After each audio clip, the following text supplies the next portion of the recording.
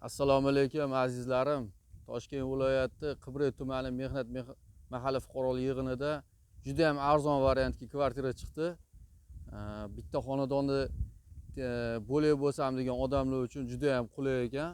Havosi bahavo, zo'r joyli. Ko'ringlar, hozir 3 ta kvartira qolgan bu yerda. Hammasi uchalasi ham birinchi qavatda ekan.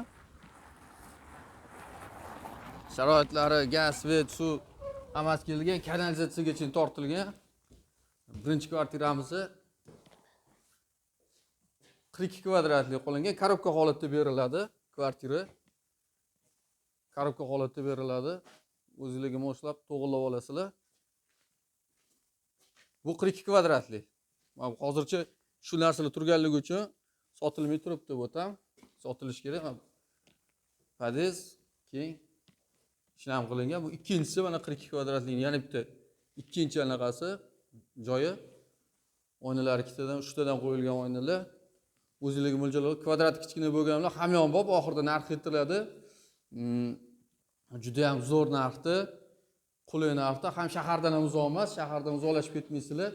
Havosi ham bahavo. Mana shaharda endi havo o'zgarib boryapti-yu. O'shanga yaxshi joylar. Mana bu 52 kvadratlik joy ekan.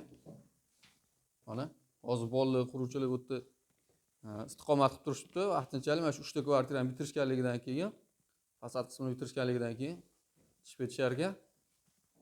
O'zingizga mo'ljallab to'g'irlab olasizlar. Mana burchida sanuzel bo'lishi kerak adashmasam. Bu yog'i bo'linadi. Korobka holatda beriladi. Buni narxi kvadrati 6,5 milliondan. Bu yerda 6,5 milliondan menimcha yaqin atrofda kvartira yo'q. Mana shu 3 tasi qolgan kvartira. Sog' bo'linglar, salomat bo'linglar, aloqaga chiqinglar shu joylar.